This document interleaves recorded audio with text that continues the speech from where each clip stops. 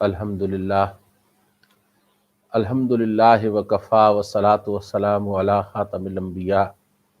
ما بعد فاعوذ باللہ السمیع العلیم من الشیطان الرجیم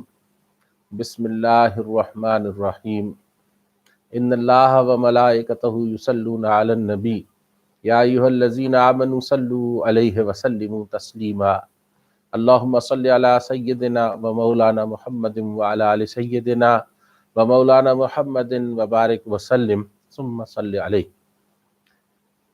محترم خواتین و حضرات، حاضرین و سامعین، السلام علیکم ورحمۃ اللہ وبرکاتہ۔ آج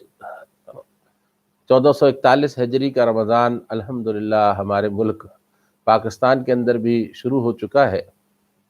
اور وہ جو ایک نفل تھا وہ آج فرض کی طرح اجر دے گا، اور آج سے لے کے اور عید کا ہلال طلوع ہونے تک اللہ تعالیٰ کی یہ بخشش مختلف انداز میں جاری رہے گی۔ ایک فرض 70 فرضوں کی برابر اور ایک نفل فرضوں کی برابر کر دیا گیا ہے۔ سلمان الفارسی رضی اللہ تعالیٰ عنہ سے مروی ایک حدیث مبارکہ امام ترمذی رحمۃ اللہ علیہ نے لکھی ہے، اور اس کے اندر انہوں نے فرمایا کہ یہ ایک حسن درجے کی حدیث ہے۔ اور حسن درجے کی کیا ضعیف حدیث کہ جس کے مختلف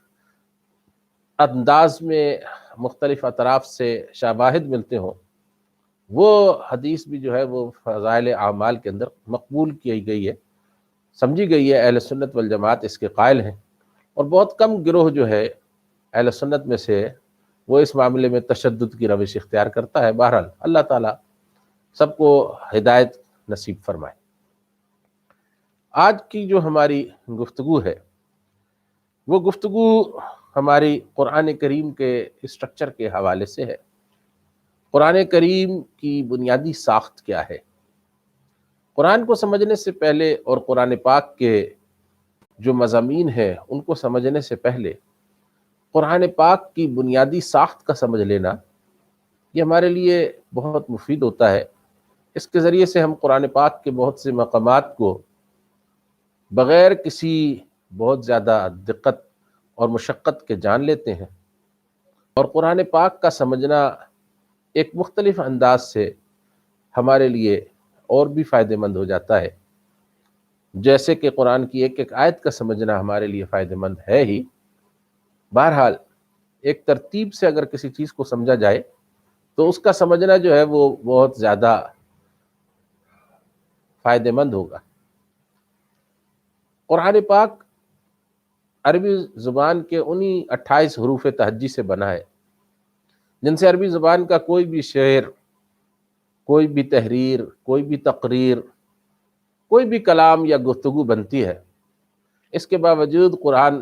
اللہ رب العزت کی طرف سے ایک معجزے کے طور پہ اتارا گیا ہے۔ رسول کریم صلی اللہ علیہ وسلم کی نبوت اور رسالت کی حقانیت کے لیے قرآن پاک ایک معجزہ ہے، اور اس معجزے کا چیلنج یہ ہے کہ کوئی اس کی مثل کلام لا کر دکھائے۔ حالانکہ یہ انہی 28 حروف تہجی سے بنا ہے، جن حروف تہجی سے عربی زبان کے باقی تحریر اور تقریر اور کلام بنتے ہیں۔ دو طرح کے حروف قرآن پاک کے اندر ہمارے سامنے آتے ہیں حروف تہجی میں۔ حروف تہجی میں ہمارے سامنے پہلا جو حرف آتا ہے وہ ہے کہ جو کسی کلمے کا اور کسی آیت کا جز بن کر اور ہمارے سامنے اپنا مفہوم اس کلمے اور اس جملے کے اندر ظاہر کرتا ہے۔ اور دوسری طرح کا حرف وہ ہے کہ جو سورتوں کے آغاز میں اللہ تبارک و تعالیٰ نے نازل فرمایا ہے،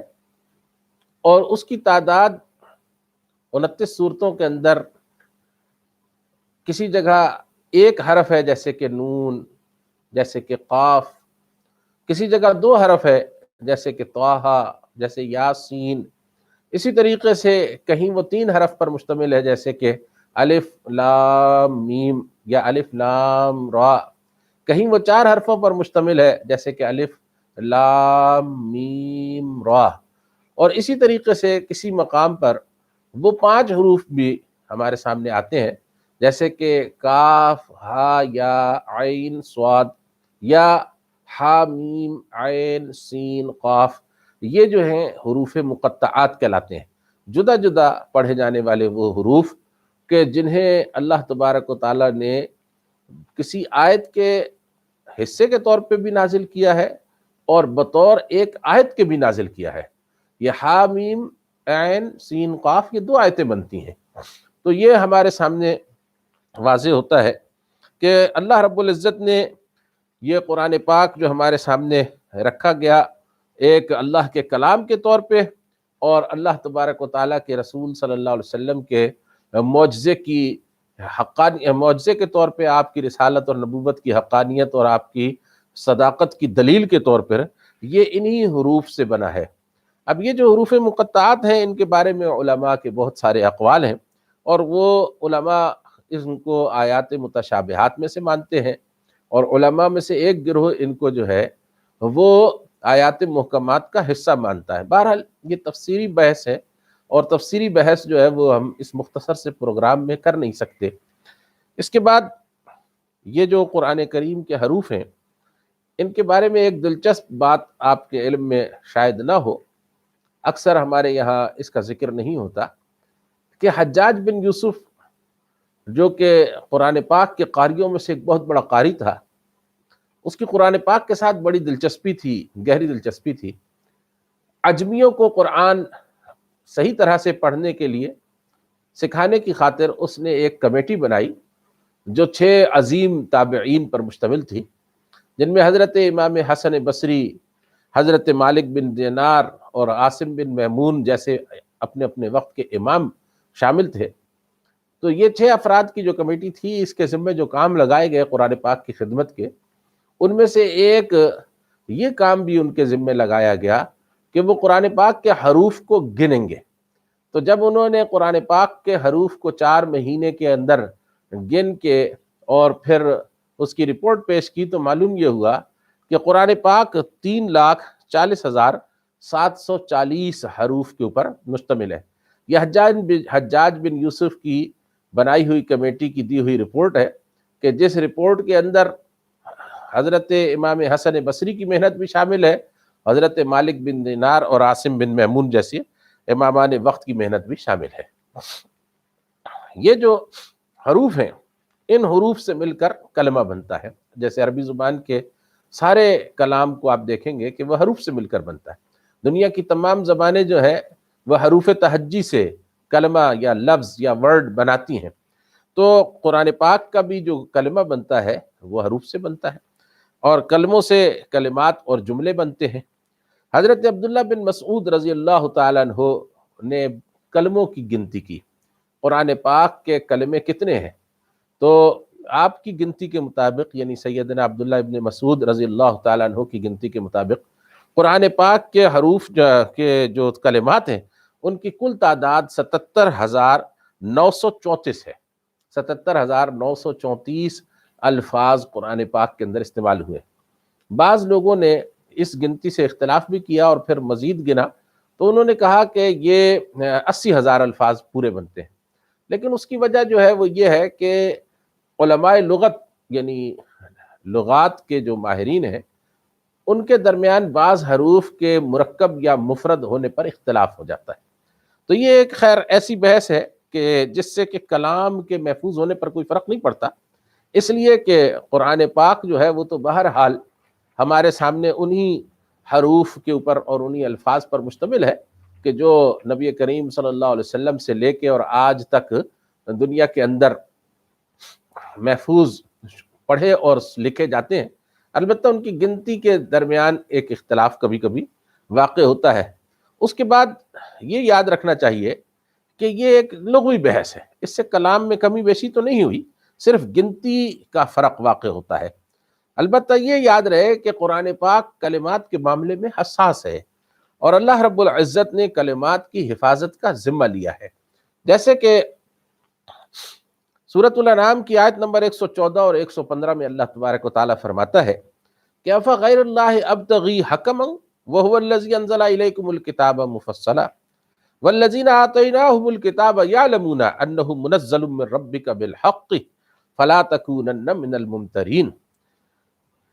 وتمت کلمۃ ربک صدقا وعدلا لا مبدل لکلماتہ وہو السمیع العلیم۔ یہاں اللہ رب العزت نے فرمایا کہ اے حبیب صلی اللہ علیہ وسلم، آپ ان سے پوچھئے کہ کیا اللہ کے سوا میں کسی اور کو فیصلہ کرنے والا بنا لوں؟ فیصلہ اللہ کے سوا کسی اور سے کروانے کا کوئی تک بنتا ہے؟ حالانکہ وہ ذات جس نے تمہارے اوپر الکتاب نازل کی ہے، اس کی تفصیل اس نے بیان کی ہے، اور جن لوگوں کو اس سے پہلے کتاب دی گئی تھی، یعنی تورات، زبور، انجیل وغیرہ، یہ وہ لوگ ہیں کہ جو جانتے ہیں یعلمون انہ منزل من ربک بالحق، جو اس بات کو اچھی طرح جانتے ہیں کہ جو کچھ آپ پر آپ کے رب کی طرف سے نازل کیا گیا ہے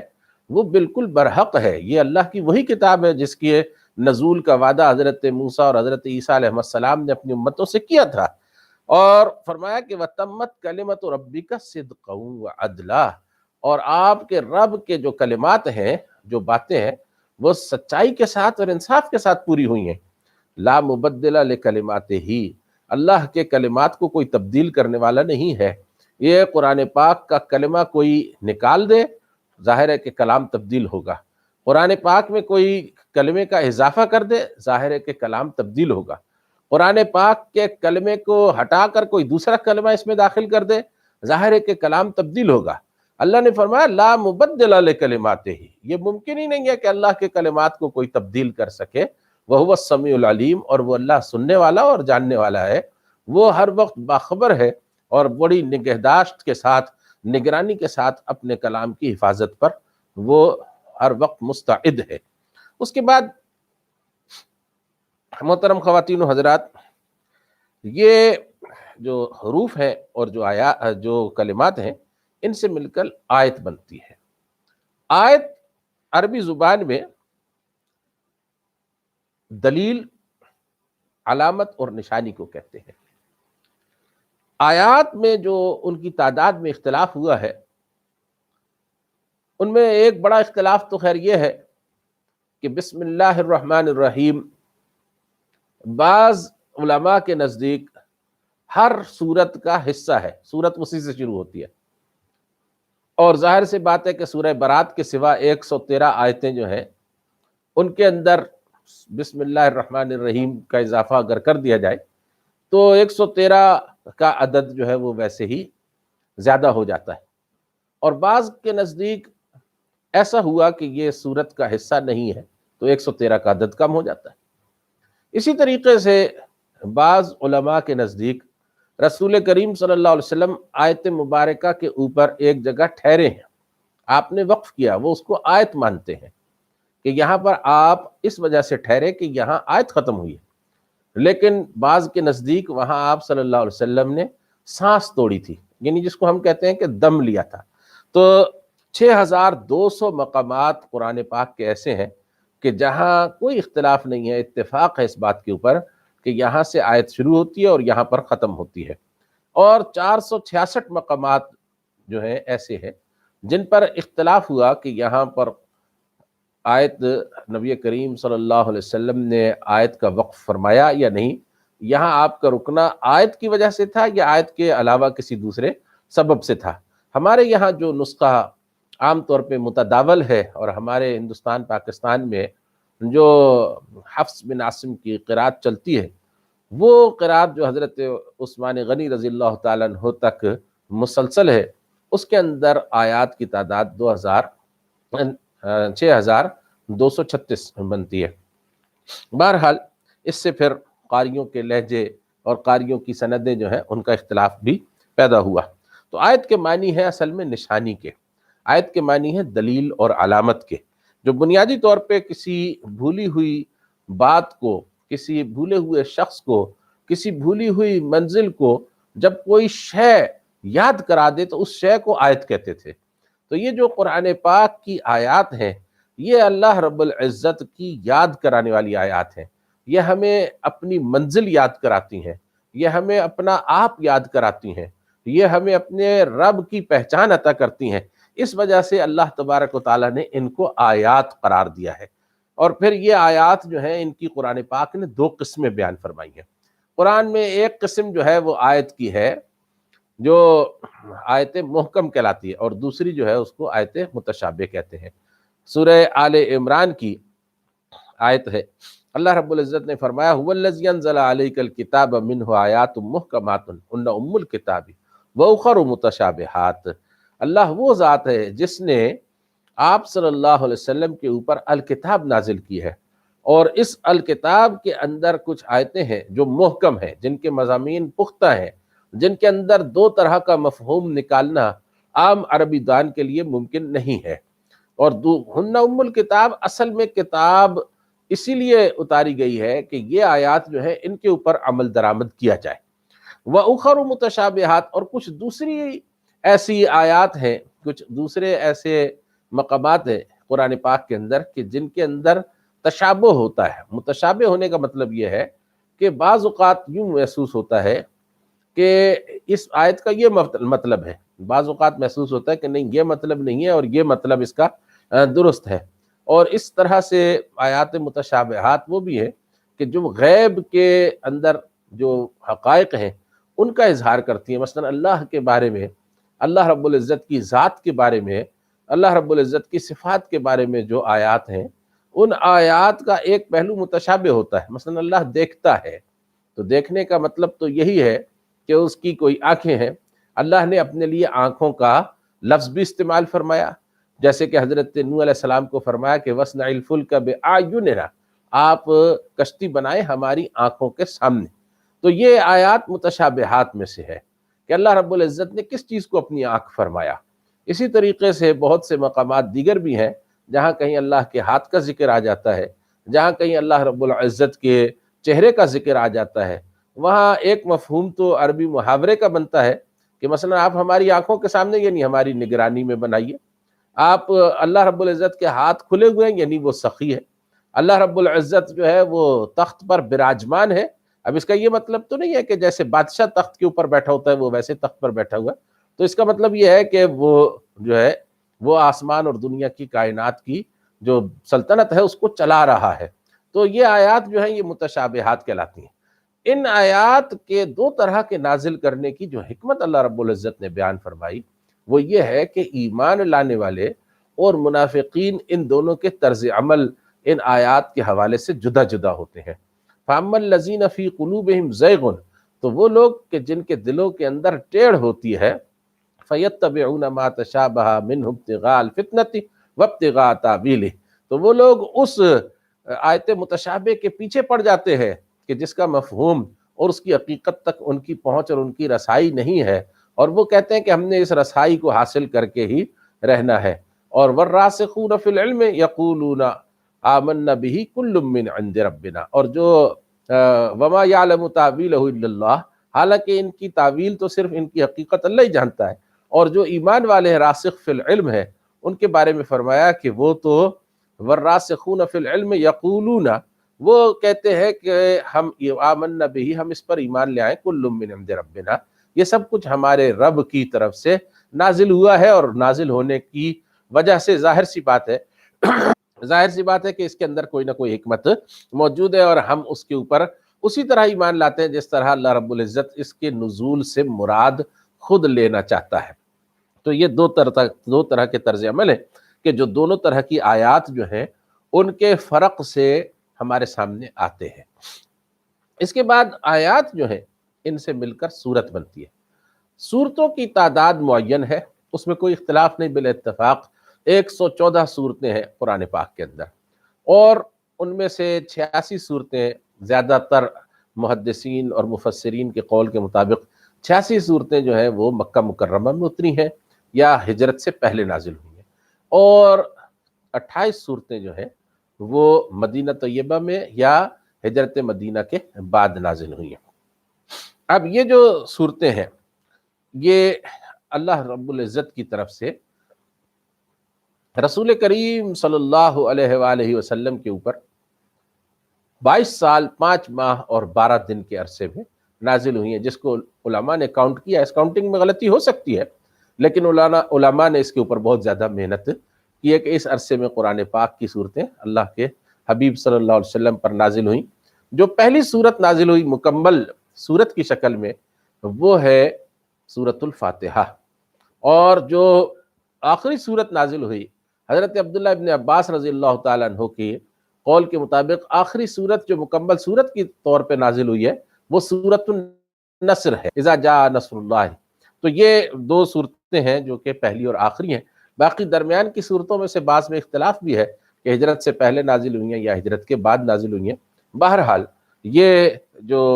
صورتیں ہیں مکی اور مدنی صورتیں 114 صورتیں ہیں، ان کے آغاز متعین ہیں، ان کے انجام بھی متعین ہیں، معلوم ہے، ان میں کوئی اختلاف نہیں ہے کہاں سے صورت شروع ہوئی ہے اور کہاں صورت ختم ہوئی ہے، سوائے اس کے کہ بعض لوگوں کے نزدیک صورت بسم اللہ الرحمن الرحیم سے شروع ہوتی ہے اور بعض کے نزدیک دو صورتوں کے درمیان فرق ڈالنے کے لیے بسم اللہ الرحمن الرحیم جو ہے وہ لکھی جاتی ہے۔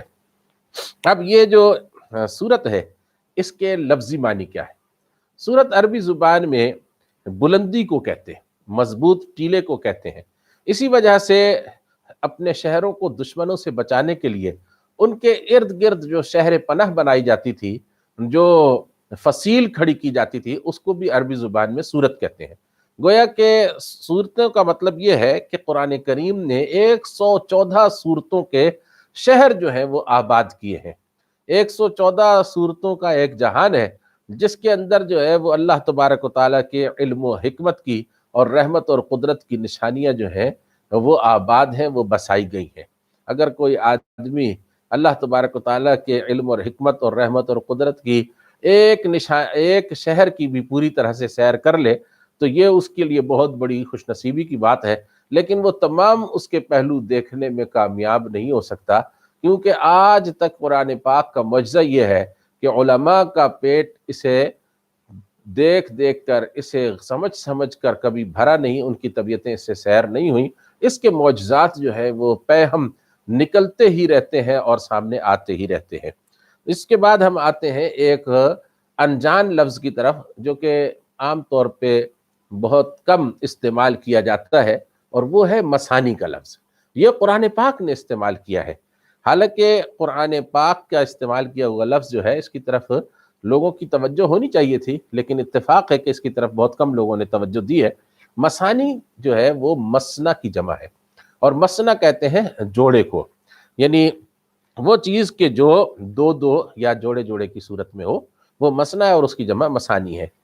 سورہ زمر کی آیت نمبر 23 ہے جس میں اللہ رب العزت نے فرمایا کہ اللہ نزل احسن الحدیث کتابا متشابہا مثانیہ، اللہ رب العزت نے احسن الحدیث نازل کی ہے ایک کتاب کی صورت میں جس کے موضوعات اور جس کے اجزاء باہم ملتے ہیں، متشابہ ہیں، ایک دوسرے کے ساتھ ملتے ہیں، اور مثانیہ وہ جوڑے جوڑے کی صورت میں نازل کی گئی ہے، یعنی یہ کہ یہ کتاب جو ہے اس کی صورتیں باہم آپس میں جوڑا ہیں۔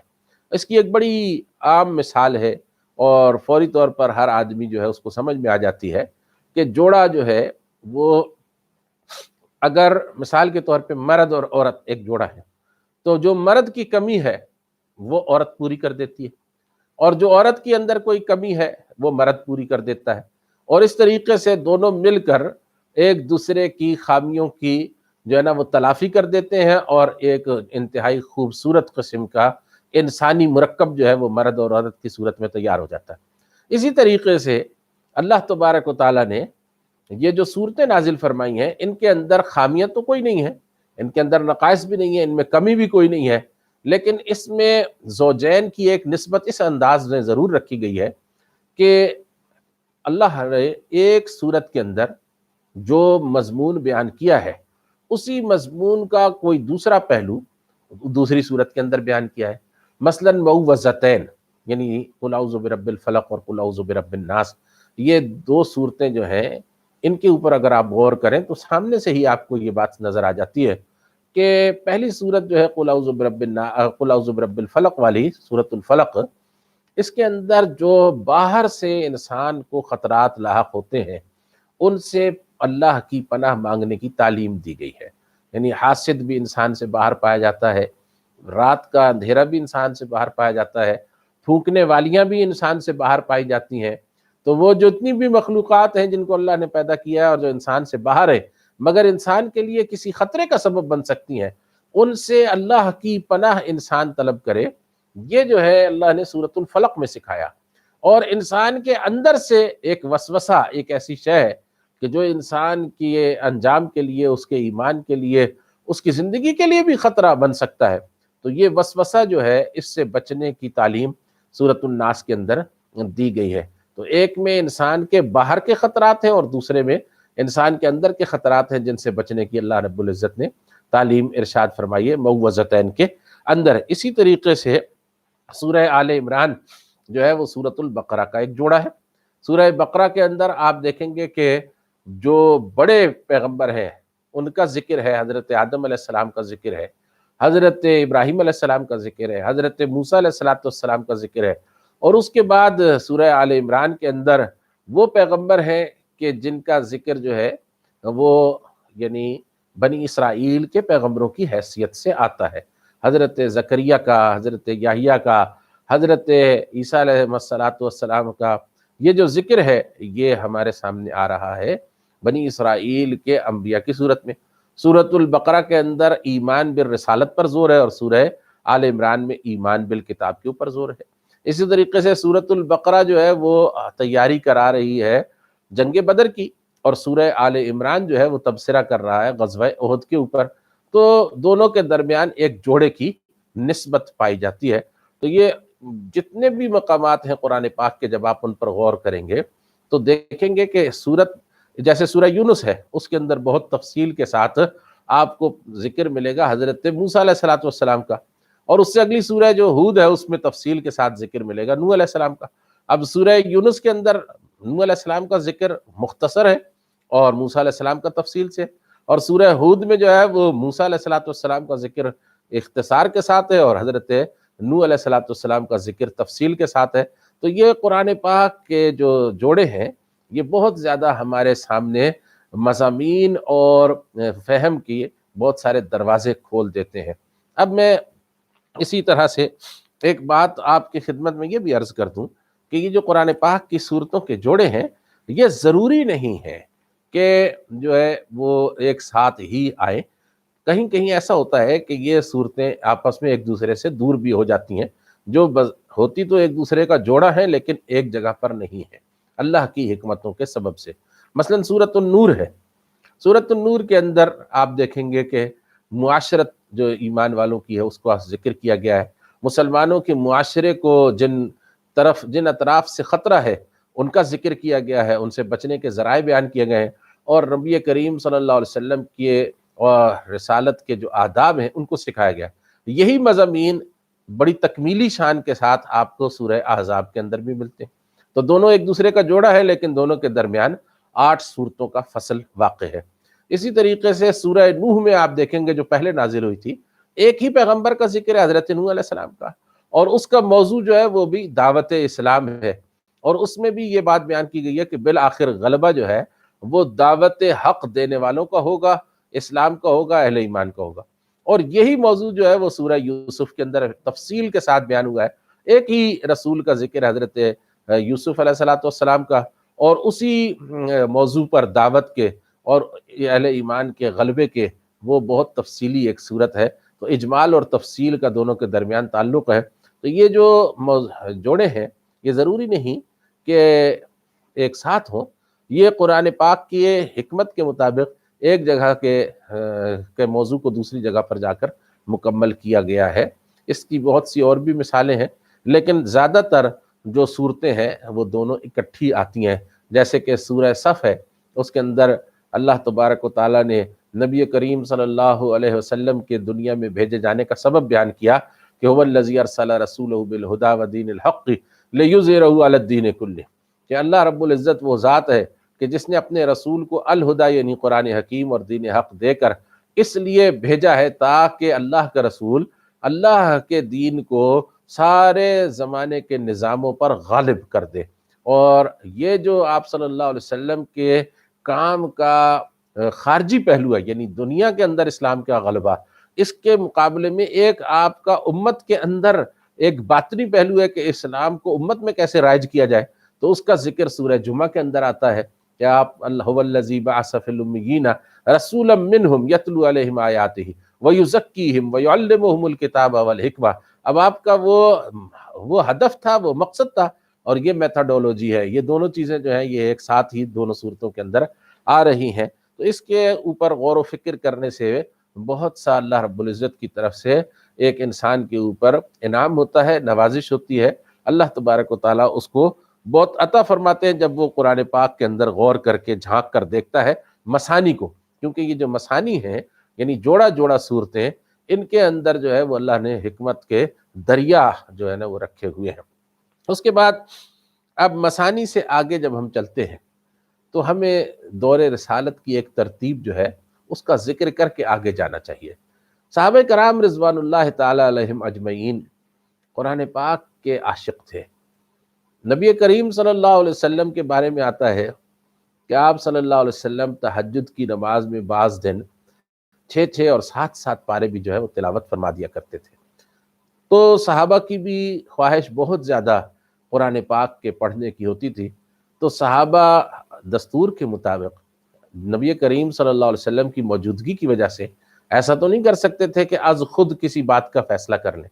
لہٰذا صحابہ کرام رضوان اللہ علیہ مجمعین میں سے بعض نے نبی کریم صلی اللہ علیہ وآلہ وسلم سے یہ فرمائش کی کہ اے اللہ کے رسول صلی اللہ علیہ وسلم،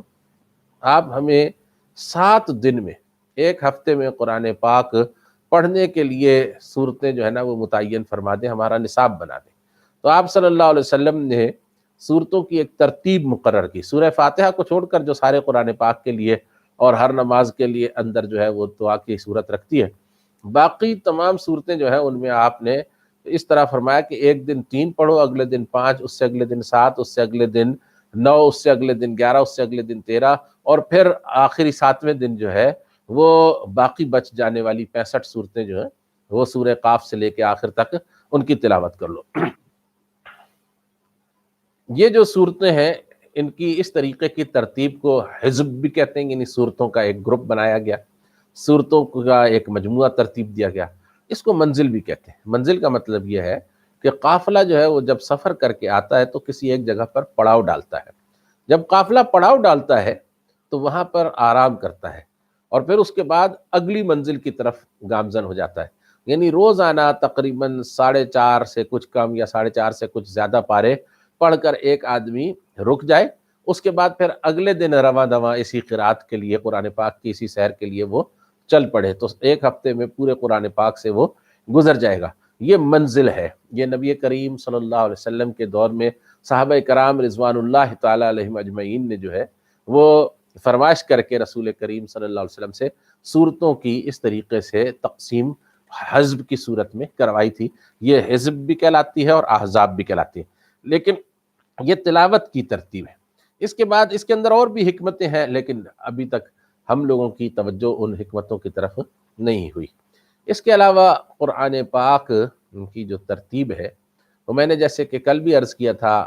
آج پھر اس کی جو ہے وہ تکرار کر دیتا ہوں، بات کو دہرا دیتا ہوں تاکہ فائدہ ہو،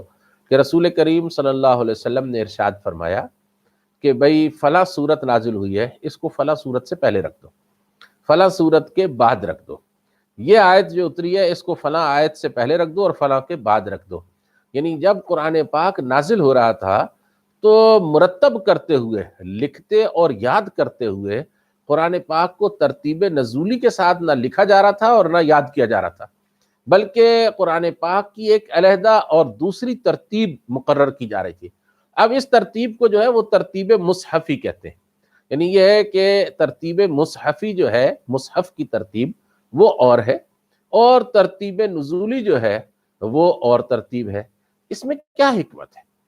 آخر اللہ کے رسول صلی اللہ علیہ وسلم ایک آسان طریقہ تو یہ تھا کہ جس طریقے سے قرآن نازل ہو رہا تھا اسی ترتیب کے مطابق لکھتے رہتے۔ اگر اس کے مطابق لکھوا دیتے، اسی کے مطابق یاد کر لیتے، تو عام طور پہ یہ بالکل ایک فطری بات سمجھی جاتی ہے اور اس پر کوئی اعتراض نہ کرتا۔ لیکن آپ صلی اللہ علیہ وسلم نے ایسا نہیں کیا،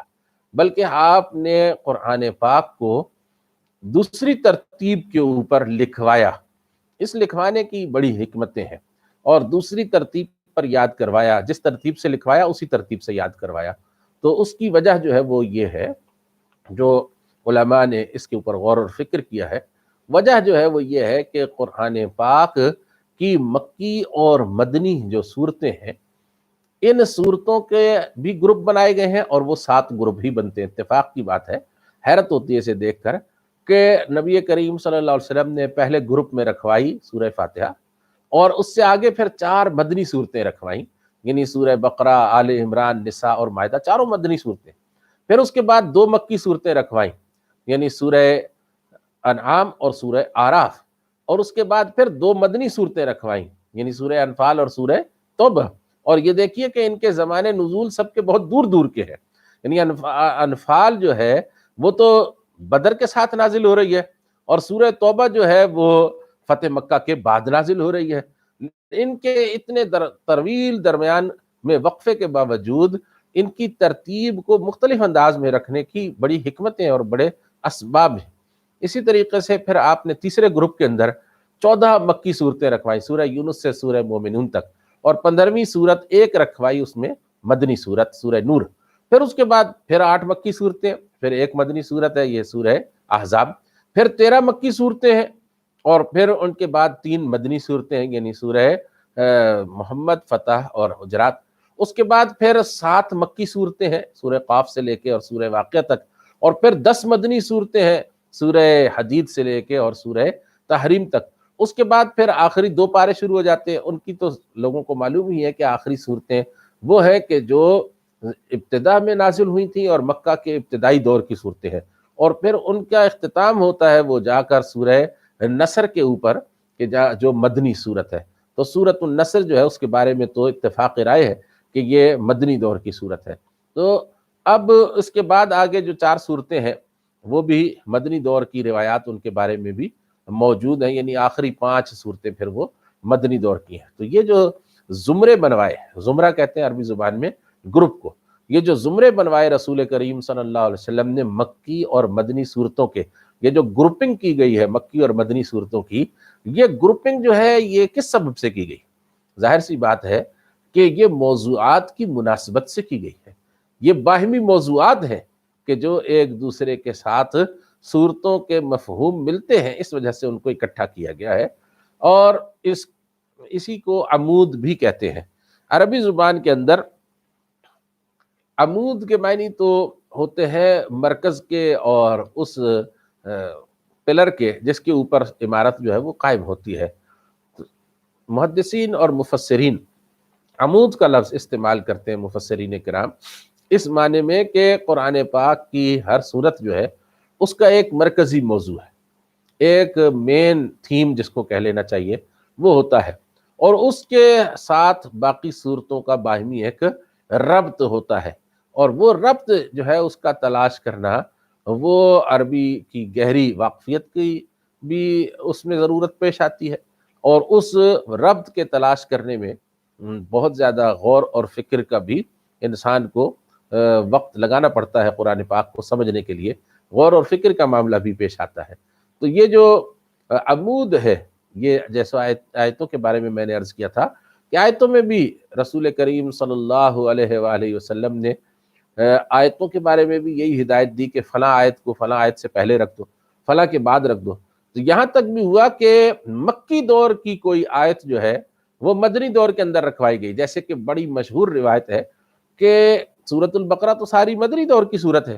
لیکن آخری جو آیات ہیں وہ اللہ تبارک و تعالیٰ نے معراج پر، جبکہ جو کہ مکی دور میں ہوئی تھی، معراج پر نبی کریم صلی اللہ علیہ وسلم کو بطور تحفے کے عطا کی تھی، تو وہ آخری آیات جو ہیں وہ مدنی دور کی سورۃ البقرہ میں رکھی گئی۔ اسی طریقے سے یہ سورۃ البقرہ کی ابتدائی آیات تو غزوہ بدر سے پہلے نازل ہوئی ہیں، لیکن یہ آیت دین سے لے کے اور وہ جو ربا کی آیات ہیں اور سود کے بارے میں ہے، وہ تو آخری دور کی آیتیں ہیں، ان کو جو ہے وہ اس کے اندر رکھا گیا ہے۔ تو یہ موضوع کی مناسبت سے ہے، اس کے اسباب جو ہیں وہ گہرے غور اور فکر کے متقاضی ہیں، اس کو عمود کہتے ہیں۔ یہ عمود جو ہے جب تک کہ سمجھ میں نہ آ جائے، سورت کے آیات کی باہمی ترتیب اور ان کا ربط جو ہے وہ سمجھ میں نہیں آتا، اور جب تک یہ سمجھ میں نہ آ جائے عمود، اس وقت تک صورتوں کے باہمی ربط بھی سمجھ میں نہیں آتے۔ اب یہ جو ہم نے آج قرآن پاک کی تلاوت سنی ہے جو کہ سورۃ الفاتحہ اور سورۃ البقرہ کے اوپر مشتمل ہے، اختصار کے ساتھ میں عرض کروں گا کہ سورۃ الفاتحہ جو ہے وہ تو ہے مکی دور کی سورت، اور اس کے اندر اللہ تبارک و تعالیٰ نے ایک دعا کرنا جو ہے وہ ہم کو سکھایا ہے، یعنی یہ بتایا کہ آپ نے اللہ سے کیسے ہدایت مانگنی ہے۔ تو یہ جو دعا ہے یہ انسان کی زبان کے اوپر اس طرح جاری کر دی گئی ہے دیکھیے جیسے اس کی اپنی فطرت کا ایک ترانہ ہے، ایک زمزمہ ہے جو اس کے اندر سے بہتا ہوا باہر چلا آ رہا ہے، الحمدللہ رب العالمین الرحمن الرحیم مالک یوم الدین۔ اللہ رب العزت کی حمد و ثنا کے الفاظ ہیں جو ایک سلیم الفطرت انسان کے دل سے آسمان و زمین کی نشانیوں پر غور و فکر کر کے اور اللہ رب العزت کی رحمت اور قدرت کی صفات کو محسوس کر کے خود بخود اس کے اندر سے پھوٹ کر نکلتا ہے، اور اس کا نتیجہ یہ ہوتا ہے کہ وہ اللہ رب العزت کو جب پہچانتا ہے تو اپنی بندگی کا عہد جو ہے وہ اللہ سے استوار کرتا ہے، ایاک نعبد و ایاک نستعین، یہی بندگی کروں گا اور کرتا رہوں گا اور تجھی سے مدد مانگوں گا اور مانگتا رہوں گا۔ تو یہ انسان کا اللہ کے ساتھ ایک عہد ہو جاتا ہے، اس کے بعد پھر وہ اللہ سے سیدھے راستے کی دعا کرتا ہے، اہدنا الصراط المستقیم صراط الذین انعمت علیہم، کیونکہ سیدھا راستہ انسان جو ہے وہ کوئی ہوائی راستہ نہیں ہے، ایک ایسا راستہ نہیں ہے کہ جو خیالی ہو، بلکہ ایک ایسا راستہ جس کے اوپر انسان چلتے رہے، اس لیے اس کے ساتھ ہی اس کی وضاحت بھی انسان کی فطرت کے اندر سے امنڈ کر آتی ہے، اور انسان کہتا ہے کہ صراط الذین انعمت علیہم، راستہ مجھے ان لوگوں کا چاہیے ہے، اس راستے پر چلنے کی میں توفیق اور دعا کرتا ہوں، توفیق مانگتا ہوں کہ جس راستے پر چلنے والوں کو تو نے انعامات دیے ہیں، اور اس راستے پر چلنے سے میں بچنا چاہتا ہوں غیر المغضوب علیہم ولا الضالین، کہ جس راستے کے اوپر چلنے والوں پر غضب کیا گیا ہے، جو تیری ناراضگی کا شکار ہوئے ہیں اور جو کہ راستہ پا نہیں سکے اور وہ گمراہ ہو کے دوسری پگڈنڈیوں کے اوپر نکل گئے۔ اس کے بعد پھر اگلی سورہ مبارکہ جو ہے وہ سورۃ البقرہ کہلاتی ہے۔ بقرہ جو ہے اس کے بارے میں کل بھی ہم انشاءاللہ کچھ گفتگو کریں گے، آج جو ہے وہ صرف ایک مختصر سی بات میں آپ کے سامنے یہ رکھ دوں کہ سورۃ البقرہ جو ہے وہ قرآن پاک کی سب سے طویل سورت ہے، جس کے اندر 286 آیات جو ہیں وہ اللہ تبارک و تعالیٰ نے رکھی ہیں۔ تو یہ جو سورہ مبارکہ ہے سورۃ البقرہ، اس کو اللہ کے حبیب صلی اللہ علیہ وسلم نے قرآن پاک کا کوہان قرار دیا ہے کہ یہ اللہ نے اس قرآن کی، جس طرح ہر شے کا ایک کلائمیکس ہوتا ہے، اونٹ کا کلائمیکس جو ہے وہ اس کا کوہان ہوتا ہے، اسی طریقے سے قرآن پاک کا جو کلائمیکس ہے وہ سورۃ البقرہ ہے۔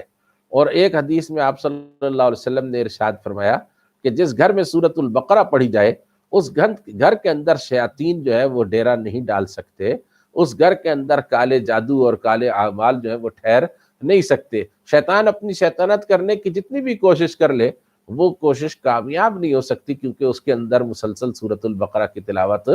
ہو رہی ہے۔ اور اسی طریقے سے آپ نے فرمایا کہ سورہ بقرہ اور آل عمران قیامت کے دن دو بدلیوں کی صورت میں، دو بادلوں کی صورت میں حشر کے میدان میں آئیں گے،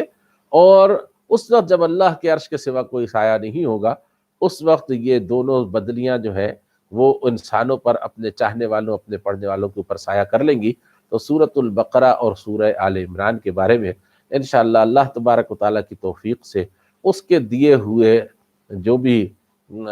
اس کے دیے ہوئے علم ہے، اس کی دی ہوئی توفیق ہے، اس کے مطابق کل انشاءاللہ بات کریں گے۔ اللہ تبارک و تعالیٰ اس رمضان المبارک کو میرے لیے بھی اور آپ کے لیے بھی خیر اور برکت کا باعث بنائے، اور اسی رمضان المبارک کے اندر اللہ تبارک و تعالیٰ بیماروں کو عبادت کے لیے صحت اور طاقت نصیب فرما دے، اور صحت مندوں کو اس کی قدر کرنے اور زیادہ سے زیادہ اس میں محنت کرنے کی بھی توفیق نصیب فرمائے۔ وآخر دعوانا ان الحمد للہ رب